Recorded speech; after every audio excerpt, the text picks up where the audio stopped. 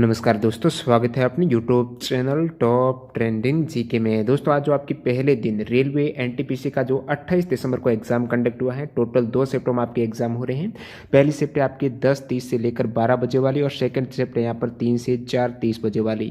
तो इन दोनों ही शिफ्टों में जो 80 जीके के सवाल पूछे गए हैं, प्रत्येक शिफ्ट में 40 जो जीके जीएस और इसमें थोड़े बहुत कंप्यूटर के सवाल भी हैं। तो ये जो पूछे जाते हैं इसमें से 80 में से यहाँ पर 77 एग्जैक्ट हूबहू रियल और ऑथेंटिक सवाल मिल चुके हैं। प्रथम पारी के 39 और सेकंड शिफ्ट के 38। ये सभी सवाल अपन इंपॉर्टेंट एक्स्ट्रा फैक्ट सहित कवर करने वाले, जो कि आने वाली शिफ्टों के लिए काफी इंपॉर्टेंट है।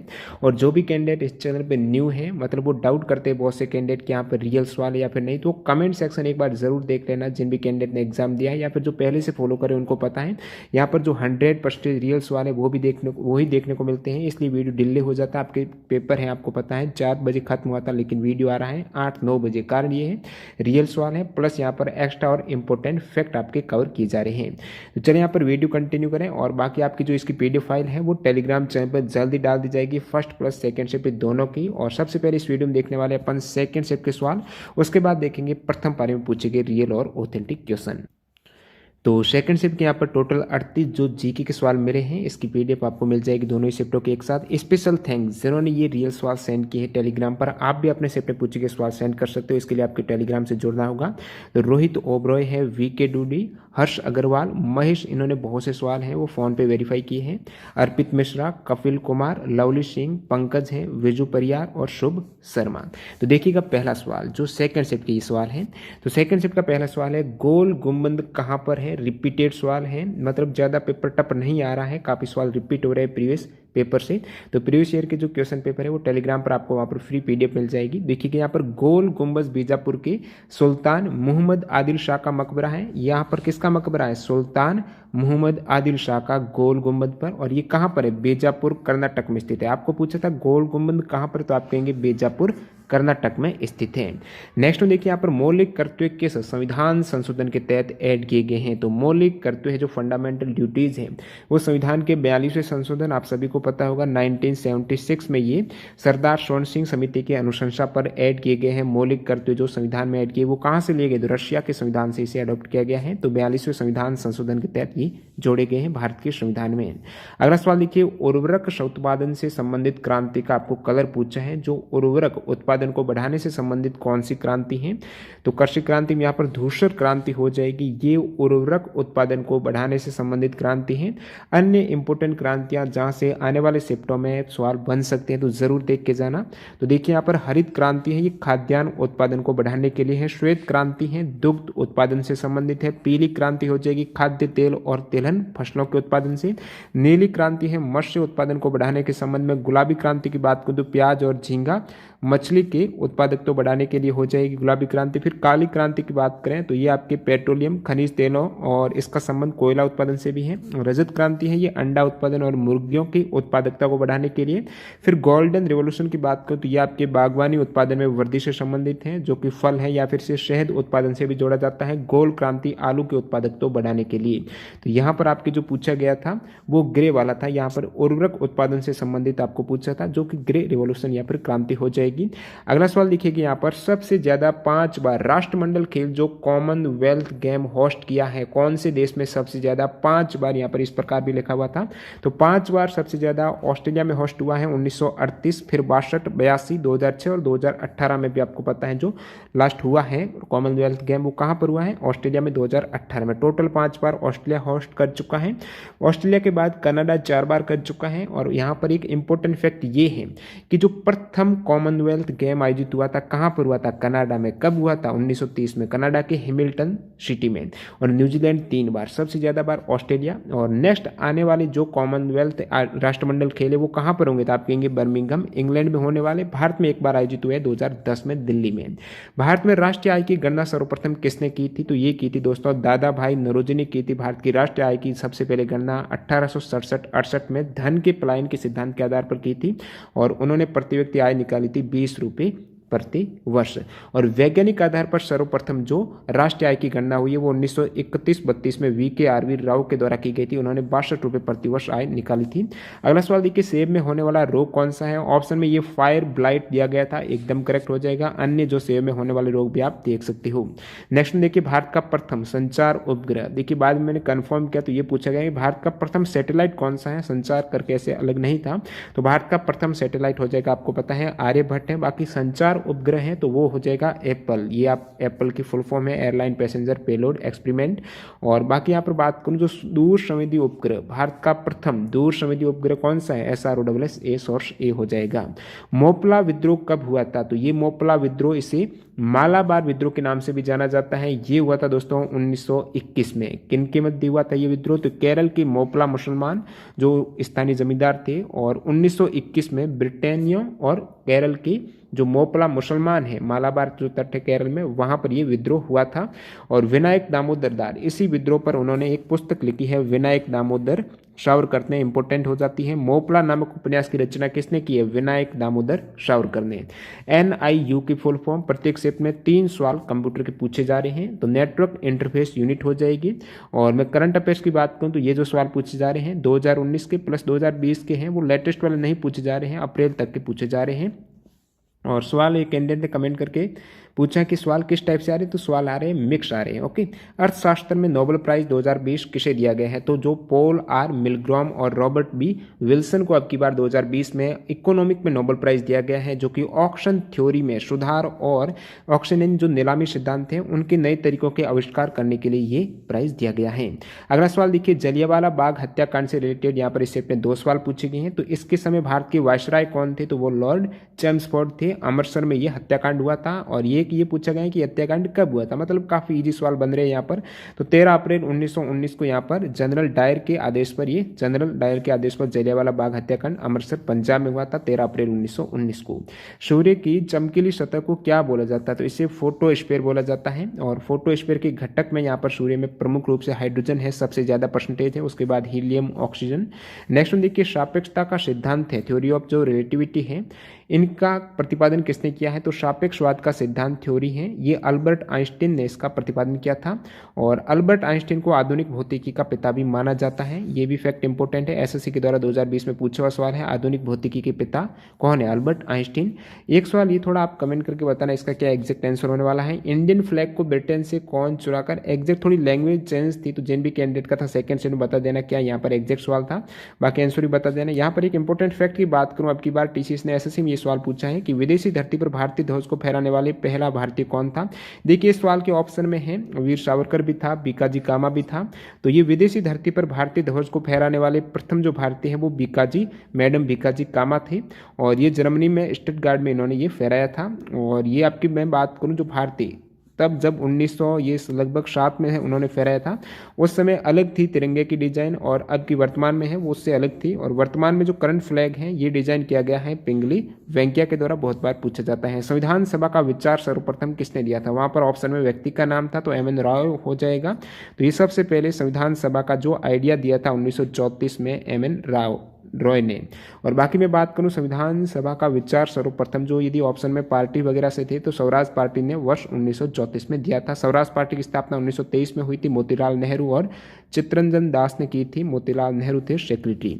अगला सवाल देखिए, टिहरी जल विद्युत परियोजना है वो किस राज्य में है? तो ये है दोस्तों उत्तराखंड राज्य में है। टिहरी डैम कहाँ पर है? भागीरथी नदी पर। नेक्स्ट में देखिएगा दोस्तों यहाँ पर, और एक योजना पूछी गई है कि प्रधानमंत्री कौशल विकास योजना किस मंत्रालय के अधीन आती है? तो ये सेम हो जाएगा स्किल डेवलपमेंट एंड एंटरप्रेन्योरशिप हो जाएगी। ये लॉन्च हुई थी 2015 में। अगला देखिए 49वीं समानांतर जो पैरेलल हैं वो किन देशों के मध्य हैं? तो ये उत्तरी अमेरिका तथा कनाडा के 2 भागों में बांटती हैं। जो भी 2 देशों को अलग करने वाली रेखा है उनसे संबंधित मैंने एक कंटेंट डाल दिया, टेलीग्राम पर आप देख सकते हो। तो उत्तरी अमेरिका तथा कनाडा को 2 भागों में बांटने वाली ये पैरेलल हो जाएगी 49वीं।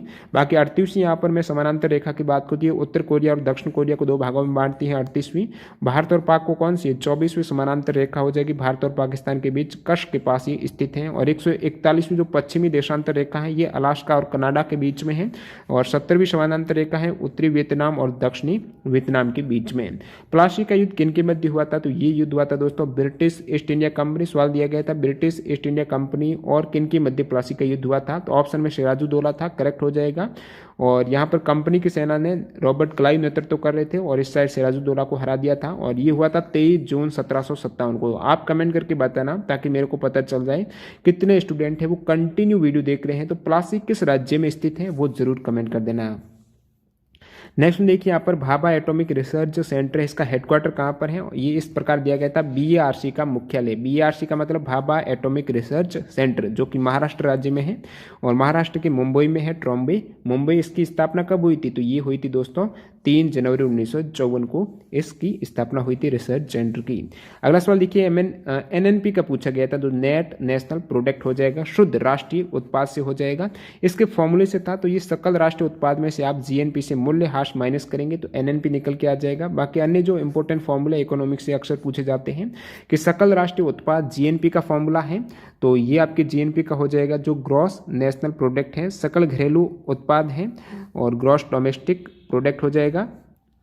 और इसमें से विदेशों से अर्जित जो विशुद्ध आय है उसको ऐड करेंगे तो जीएनपी आ जाएगी। बाकी मैं बात करूं यहाँ पर एनडीपी की, तो नेट जो डोमेस्टिक प्रोडक्ट है, शुद्ध घरेलू उत्पाद है, ये सकल घरेलू उत्पाद में मूल्य ह्रास माइनस करना है। एनएनपी में आपको सकल राष्ट्रीय उत्पाद से मूल्य ह्रास माइनस करना है और एनडीपी में आपको सकल घरेलू उत्पाद से मूल्य ह्रास माइनस करना है। जीडीपी का बहुत बार पूछा जाता है, तो इसमें आपके उपभोग, सकल निवेश, सरकारी खर्च है प्लस निर्यात माइनस आयात है, ये फॉर्मूला जीडीपी का ग्रॉस डोमेस्टिक प्रोडक्ट। अगले सवाल की ओर बढ़ते हैं।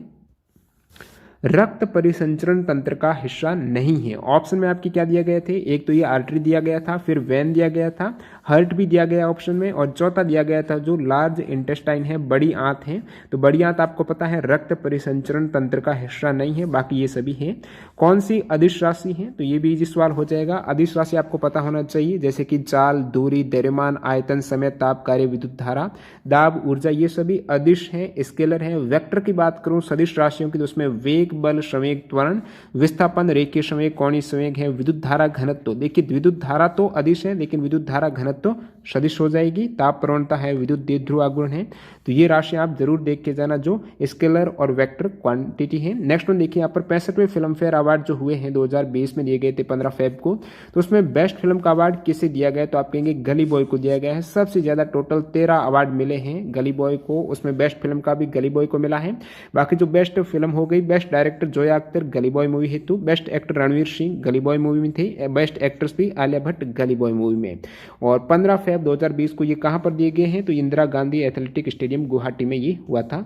अगला सवाल देखिए यूएनडीपी का आपको हेडक्वार्टर पूछा है, तो यूनाइटेड नेशंस डेवलपमेंट प्रोग्राम का हेडक्वार्टर है ये न्यूयॉर्क सिटी में है। एक स्टूडेंट ने बताया कि यूएनएससी का पूछा है, तो यूनाइटेड नेशंस इसका भी सिक्योरिटी काउंसिल का भी न्यूयॉर्क में है। बाकी यूएनडीपी का ये पूछा हुआ है। येन किस देश की मुद्रा है? इजी सवाल है, जापान की मुद्रा है। साहित्य अकादमी का पुरस्कार मुख्यालय कहां पर है? तो दोस्तों जो भी सवाल यहाँ पर बन रहे हैं ना, ऐसे नए सवाल नहीं बन रहे उटपटांग है, जैसे कि पहले टीसीएस है कुछ अलग से ही नृत्य दे रहा था उत्सव वगैरह, तो ये ऐसे सवाल नहीं पूछे गए हैं अब तक। बाकी आपके जो प्रीवियस ईयर में रिपीट हो रहे हैं सवाल वही देख के जाना। एसएससी वाले आप देख सकते हो, टेलीग्राम पर पीडीएफ पड़ी हुई है बहुत सी। तो साहित्य अकादमी का मुख्यालय कहां पर है? तो इसका हेडक्वार्टर दोस्तों रविंद्र भवन दिल्ली में है। साहित्य अकादमी का हेडक्वार्टर है। स्थापना 12 मार्च 1954 को हुई थी। बहुत बार पूछा जाता है साहित्य अकादमी पुरस्कार कितनी भाषाओं में दिया जाता था? आप कहेंगे 24 भाषाओं में दिया जाता है। 22 तो जो 8वीं शेड्यूल में है जो भारतीय संविधान में, और 2 भाषाएं हैं इंग्लिश और राजस्थानी। संगीत के क्षेत्र में जो म्यूजिक में दिया जाने वाला अवार्ड है वो कौन सा है? तो ग्रैमी अवार्ड है। यूनाइटेड स्टेट के इसमें अवार्ड दिया जाता है यूएस के द्वारा। ग्रैमी अवार्ड है म्यूजिक इंडस्ट्री का। किस नियम के अनुसार नियत ताप पर गैस का आयतन है वो दाब के व्युत्क्रमानुपाती होता है? तो ये बॉयल का नियम हो जाएगा। बॉयल का नियम क्या कहता है कि तापमान यदि कांस्टेंट है, टेम्परेचर कांस्टेंट है, तो गैस का आयतन दाब के व्युत्क्रमानुपाती, मतलब दाब बढ़ाएंगे तो आपको पता है आयतन घटेगा, तो गैस का आयतन दाब के व्युत्क्रमानुपाती जब ताप स्थिर हो, तो ये कहा है बॉयल ने। बॉयल के नियम के अकॉर्डिंग ऐसा है। बाकी अन्य जो गैस के प्रमुख नियम है जहां से अक्सर सवाल आते हैं, जरूर देख के जाना, आने वाले शिफ्ट के लिए काफी इंपॉर्टेंट फैक्ट हो जाते हैं ये। तो चार्ल्स का नियम है। तो चार्ल्स का नियम है दोस्तों, नियत दाब पर किसी गैस का द्रव्यमान आयतन के समानुपाती होता है। गैस का जो द्रव्यमान का आयतन है, गैस का जो वॉल्यूम है, आयतन है, वो तापमान के समानुपाती होता है। ये चार्ल्स ने कहा था। दाब नियत होना चाहिए। और एवोगाड्रो को नियम क्या कहता है, बहुत बार ये पूछा हुआ है। एवोगाड्रो का नियम है समान ताप और समान दाब पर सभी गैसों में समान आयतन में अणुओं की संख्या समान होती है, सभी में समान समान समान है, ये एवोगाड्रो का है। डाल्टन का आंशिक दाब नियम कहता है कि परस्पर क्रिया न करने वाली गैसों का कुल दाब उन गैसों के आंशिक दाबों के योग के बराबर है। गैलुसाक का नियम कहता है यदि किसी भी गैस के आयतन को नियत रखा जाए तो किसी भी आदर्श गैस का दाब उसके ताप के समानुपाती होता है। ये गैलुसाक की है। तो प्रमुख गैसीय नियम मैंने आपको बता दिया है, आने वाले शिफ्टों के लिए काफी इंपॉर्टेंट है। कौन सी ऑक्सिलरी मेमोरी नहीं है? ऑक्सिलरी का मतलब है नॉन वोलेटाइल मेमोरी है, सेकेंडरी मेमोरी है। और इसमें आपकी बात करूं प्राइमरी मेमोरी की, जो वो तो रैम रोम आपको पता है प्राइमरी है। तो आपको पूछा कौन सी ऑक्सिलरी मेमोरी नहीं है, मतलब कौन सी सेकेंडरी मेमोरी नहीं है, तो ये है दोस्तों रैम रोम है, प्राइमरी हो जाएगी। बाकी जो नॉन वॉलेटाइल मेमोरी है तो ये हार्ड डिस्क है, स्थायी मेमोरी जिसमें फ्लॉपी डिस्क है, मैग्नेटिक टेप है, मैग्नेटिक डिस्क है, ये सभी आ जाती है। भारत का प्रथम परमाणु संयंत्र कब स्थापित हुआ था? तो फर्स्ट न्यूक्लियर पावर प्लांट था, ये था दोस्तों Tarapur nuclear power plant, Maharashtra में है। 1969 में हुआ था ये स्थापित यूएसए की सहायता से। जो भारत के 8 परमाणु विद्युत गृह है वो किस राज्य में स्थित है? काफी इंपॉर्टेंट है दोस्तों, तारापुर महाराष्ट्र में, रावतभाटा राजस्थान, काकरापार गुजरात, जैतपुरा महाराष्ट्र में, नरोरा यूपी में है दोस्तों, कल्पक्कम तमिलनाडु में, केगा कर्नाटक में है, कुडानकुल तमिलनाडु में। फादर ऑफ टैक्सोनॉमी, टैक्सोनॉमी के जनक कौन है? तो आप कहेंगे कार्लस लिनियस है फादर ऑफ टैक्सोनॉमी। नेक्स्ट देखिए किस राज्य में विधान परिषद है? तो भारत के 6 राज्यों में विधान परिषद है, उसमें आपके आंध्र प्रदेश है। देखिए अभी 27 जनवरी 2020 को आंध्र प्रदेश कैबिनेट ने विधान परिषद को समाप्त करने के लिए मंजूरी दी है, तो आंध्र प्रदेश में ये हो गया है समाप्त के लिए। बिहार, कर्नाटक, महाराष्ट्र, तेलंगाना और उत्तर प्रदेश में। ट्रिक ऐसा है कि तुम भी मजा कर आप देख सकते हो, इस ट्रिक के माध्यम से ये 6 राज्य दिए गए हैं। अगला सवाल देखिए यहाँ पर, lichen are well known as sensitive indicator है। ये रिपीटेड सवाल है टीसीएस के द्वारा, मैं एसएससी के एक एग्जाम में करा चुका हूँ 2020 में कवर। तो लाइकेन है ये एयर पोल्यूशन का एक बड़ा अच्छा संकेतक होता है कि वायु प्रदूषण बढ़ रहा है, तो लाइकेन की सहायता से उसको मेजर कर सकते हो। और इसमें भी लाइकेन ये SO2 को मेजर करता है, तो सल्फर डाइऑक्साइड है उसको अवशोषित करने की उनकी क्षमता से संबंधित है। एयर पोल्यूशन का ये इंडिकेटर हो जाएगा लाइकेन। नेक्स्ट में देखिए संतूर वादक कौन है? काफी इंपॉर्टेंट सवाल पूछे गए हैं। संतूर वादक है तो शहनाई वादक, संतूर वादक है, ये आप जरूर देख के जाना। भारत के प्रसिद्ध संतूर वादकों के नाम इस प्रकार हैं। Shiv Kumar Sharma, I think option में यही होगा। बाकी रुस्तम सोपोरी है, वर्षा अग्रवाल, तरुण भट्टाचार्य प्रमुख संतूर वाद्य यंत्र है उनके वादक। मेमोरी में संग्रहित डाटा प्रदर्शित करने के एग्जैक्ट क्या सवाल थे यहाँ पर नहीं मिला, ऑप्शन इस प्रकार स्टूडेंट बता रहे हैं। और एक ये भी एग्जैक्ट नहीं मिला है, बैंक से संबंधित इंद्रधनुष अभियान कौन सा पता नहीं। बाकी इंद्रधनुष आपको पता अभियान तो ये टीकाकरण से संबंधित है।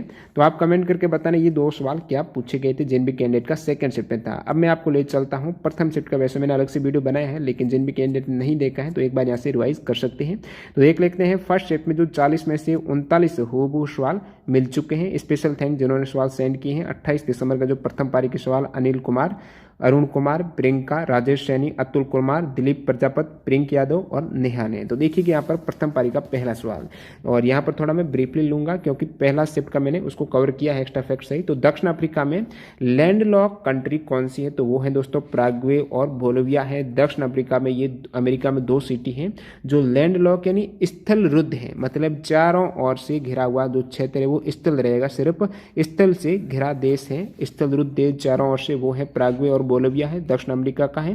टोटल 47 स्थलरुद्ध देश हैं अभी। अगला सवाल देखिए, बैंक ऑफ बड़ौदा के साथ किन बैंकों का विलय हुआ है? मैंने बहुत बार बताया है कि इस टाइप से सवाल आ सकता है एसएससी में भी, जो मैंने किया था एनालिसिस। तो बैंक ऑफ बड़ौदा का जो विलय हुआ था 1 अप्रैल 2019 को, उसके साथ देना और विजय बैंक का हुआ है। बाकी अभी 1 अप्रैल 2020 को जो पब्लिक सेक्टर की टोटल 10 बैंकों का विलय हुआ है, तो वर्तमान में 12 पीएस की पब्लिक सेक्टर पीएसयू की बैंक रह गई है। तो उसमें जो विलय हुआ है वो ओरिएंटल बैंक ऑफ कॉमर्स और यूनाइटेड बैंक ऑफ इंडिया का है, वो पीएनबी के साथ में हुआ है। सिंडिकेट बैंक का केंद्रा, आंध्रा कॉर्पोरेशन का यूनियन के साथ, इलाहाबाद बैंक का इंडियन बैंक के साथ। नेक्स्ट देखिए, डीआरडीओ के द्वारा विकसित रॉकेट लॉन्चर कौन सा? तो पिनाक हो जाएगा। Pinaka multi barrel rocket launcher है जो कि भारतीय वायुसेना के लिए रक्षा अनुसंधान एवं विकास संगठन के द्वारा तैयार किया गया था। सबरीमाला मंदिर कहां पर है? और इसके रिगार्डिंग अभी बहुत बार चर्चा में रहा था न्यूज में महिलाओं के प्रवेश से संबंधित। तो केरल में है सबरीमाला मंदिर है, जो पेरियार टाइगर अभ्यान में स्थित एक प्रसिद्ध हिंदू मंदिर है और यहाँ पर विश्व का सबसे बड़ा तीर्थ यात्रा होती है। कुडनकुलम नाभिकीय विद्युत परियोजना कहाँ पर है? तो आप कहेंगे तमिलनाडु में है कुडनकुलम। कोलम नाभिकीय विद्युत परियोजना है, 31 मार्च 2002 से निर्माण हुआ था। उबंटू क्या है, तो ये एक ओपन सोर्स ऑपरेटिंग सिस्टम हो जाएगा, जो कि डेवलपर कंपनी है उसका नाम है कैनोनिकल। नेक्स्ट देखिए कौन सा स्थल दिल्ली में नहीं है, ऑप्शन में था बुलंद दरवाजा, सभी को पता होना चाहिए, फतेहपुर सीकरी यूपी में है, न कि दिल्ली में। विश्व पर्यावरण दिवस की आपको थीम पूछी है 2020 की, तो ये दोस्तों थीम हो जाएगी टाइम फॉर नेचर। और इससे पहले 2019 में जो वर्ल्ड एनवायरनमेंट डे 5 जून को मनाया जाता है उसकी थीम थी बेस्ट एयर पोल्यूशन। आप कमेंट करके थोड़ा बहुत इसमें डाउट रहता है कि कहीं कहीं ये भी लिखा है कि जो वर्ल्ड पर्यावरण दिवस, विश्व पर्यावरण दिवस एनवायरनमेंट डे है 2020 में, उसकी थीम सेलिब्रेट बायोडाइवर्सिटी भी है। थोड़ा इसमें डाउट सवाल है, बाकी यहाँ पर ये कंफर्म किया तो टाइम फॉर नेचर हो जाएगा। पानीपत का युद्ध है जो दूसरा युद्ध पूछा था, किन के मध्य हुआ है, तो ये हुआ था अकबर और हेमू के मध्य, 1556 में हुआ था। पहला युद्ध 21 अप्रैल 1526 को बाबर और लोधी के मध्य हुआ था, और तीसरा आपको पता है 1761 में मराठा और अहमद शाह अब्दाली के मध्य।